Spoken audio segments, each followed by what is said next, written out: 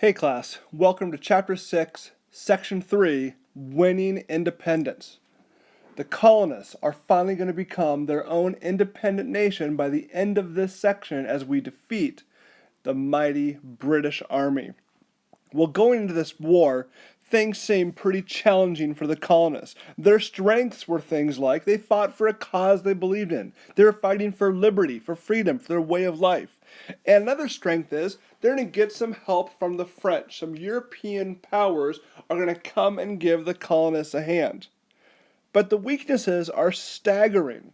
They have a tiny navy, so fighting in the seas is going to be very challenging for them. And their soldiers are very poor. They are untrained, ill-equipped, and it's going to be a real challenge going against the mighty British military.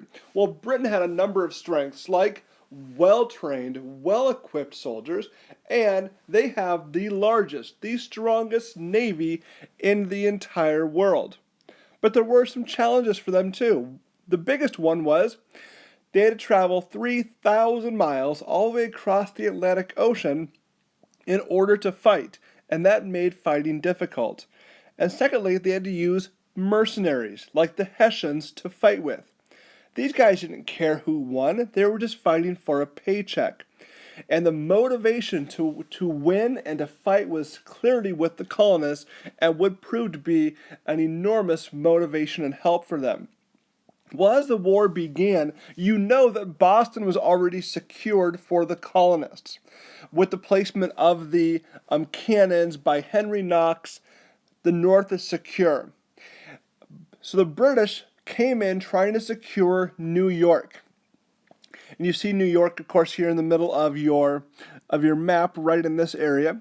And by July of 76, so the same time the Declaration of Independence gets signed, Britain sends over 700 ships. 700 with 34,000 soldiers, all under the command of General Howe, and they are ready to fight.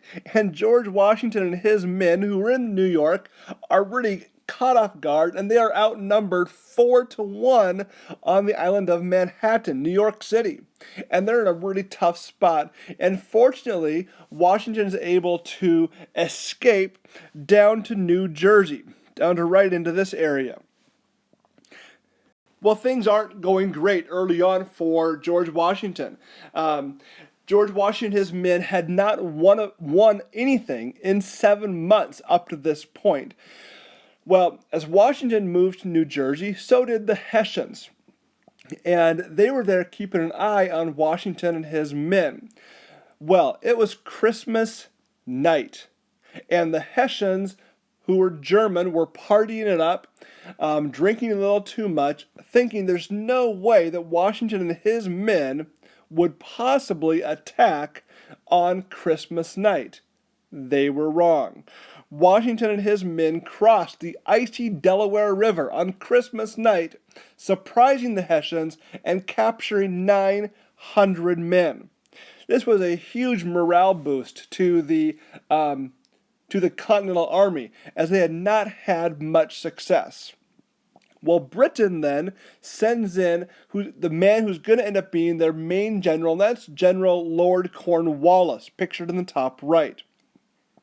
And he was coming upon Washington quite quickly, and things didn't look good again for Washington. Well, Washington, in a brilliant move, he sets up some decoy camps. He places some tents, places some fires, and him and his men got out of the way. But when Cornwallis keeping an eye on him, he sees these fires going, these tents there, and is confident that Washington is still there. But in reality, Washington had been able to escape, and Washington and his men had averted sure disaster and sure defeat at the hands of the British. So things are starting to pick up for the colonists after a really rough beginning. But at this point in the war, they're still going at this war by themselves. And French don't want to get involved if they're going to lose. And so a really key battle in the entire war is the Battle of Saratoga. Here you see New York State right through here, and here is Saratoga. A number of key battles take place in New York, but none more significant than the Battle of Saratoga. Here's what is so significant about it. One, it knocked out one of the three British armies. Britain is fighting three main armies moving around. Well, one of them gets totally decimated at the Battle of Saratoga. Secondly, it ends any hope the British may have had to regain the North up to New England. Those chances are done. Thirdly, it forced the British to change their strategy. And very important, was the French decided to join the American effort. At this point, they realized the colonists, America, had a chance to win, and you know how the French feel about the British.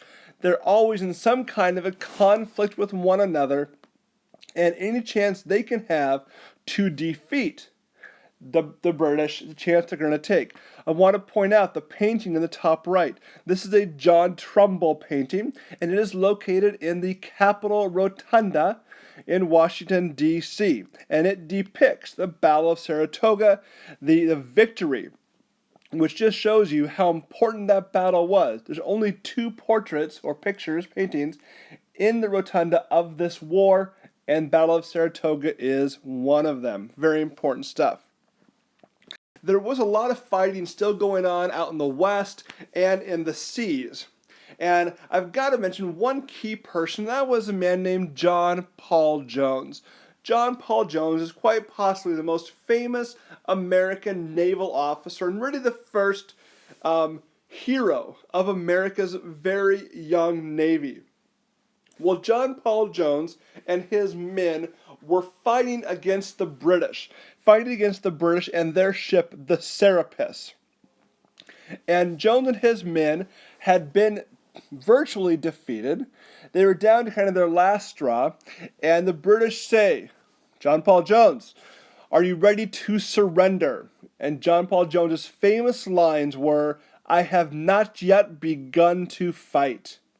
And him and his men are going to go on board the British ship, defeat the British, and it was a heroic, incredible move by Jones and the other men. And he went down in history as a real hero, a naval hero. And we'll see his tomb, his grave at the Naval Academy, where he is still honored today for his actions in the war. So the war drags on for a couple more years, and the final battle is going to take place in Yorktown, Virginia. And I show you here on this map again, here is where the British are located. Well, Washington and his men had been able to come up from the south right here and drawn a line along the southeastern side, and then along the northwestern side, right over here, we have the French lines. And these are led by a man named the Marquis de Lafayette, pictured here on the left, Lafayette. Lafayette's just 24 years old, a French volunteer, but really helps to lead the French troops that are fighting here. So he's going to come and surround the British on one side, Washington and his men there on the lower right-hand side, and then on the water right here, a French fleet comes in, led by Admiral de Grasse, Grasse. He brought in 28 ships and locked Cornwallis in at Yorktown. Cornwallis could do nothing about it. He was unable to escape Virginia. Reinforcement couldn't reach him because the seas were locked in by de Grasse and the French.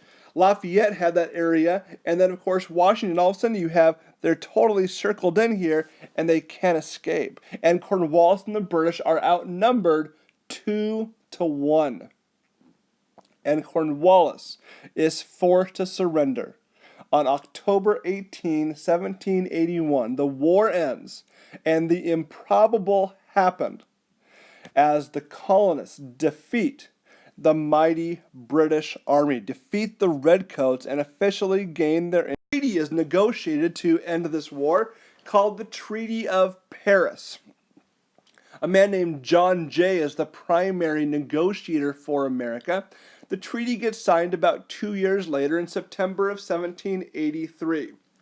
And this is significant because Britain now gets out of the area, and all of this territory up to the Mississippi River, the original 13 colonies, into the Great Lakes. This is now the United States of America. No longer are we colonists. Now we are our own independent nation. The United States of America, behind the leadership of men like George Washington for sure, whose wisdom and boy, the providence of God to allow us to win. Nothing happens apart from God's sovereign will, sovereign plan for anything, and our nation in particular in this case.